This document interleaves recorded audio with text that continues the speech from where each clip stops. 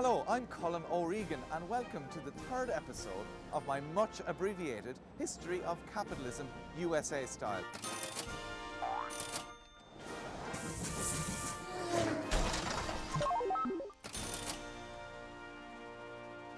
This week we're in the 20th century looking at the post-war boom in consumer capitalism, the freedom of the ordinary man to choose and buy what he wants.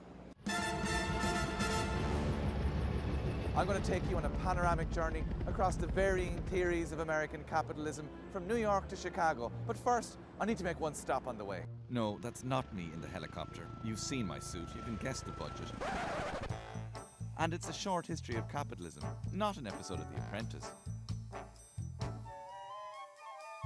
Now, I know what you're thinking.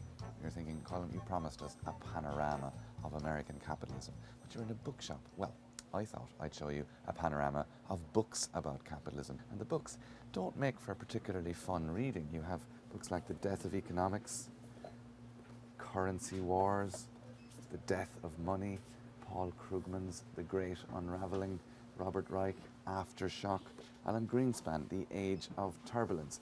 By comparison, this one, Keynes versus Hayek, the clash that defined modern economics, seems almost light-hearted.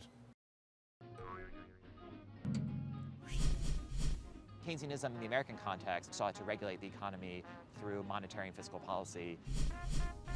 Friedrich Hayek, he's often described as a sort of unstinting advocate of the free market. The real transition happens when you move to Milton Friedman.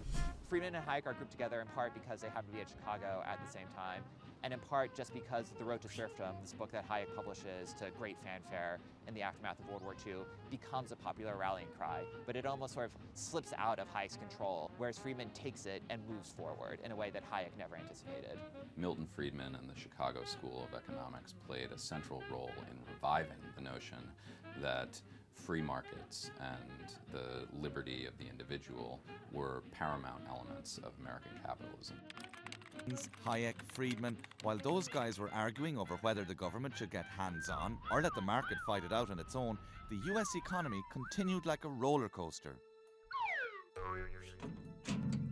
So John Kenneth Galbraith was writing in mid-century when policymakers and citizens alike thought that American capitalism was working well, their standards of living were rising, and they had access not just to rising wages, but to plentiful consumer credit, which meant that they could buy single-family homes and cars and all kinds of consumer durables. Galbraith looked at this moment in history and he really questioned whether this growth and increase in consumption year after year was a wise and sustainable way to go in the economy.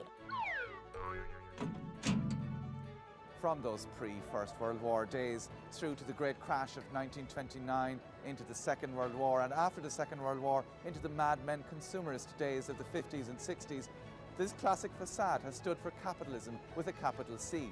But a few years ago, this type of boom-bust capitalism found itself in big trouble when it started overheating and the cracks began to show.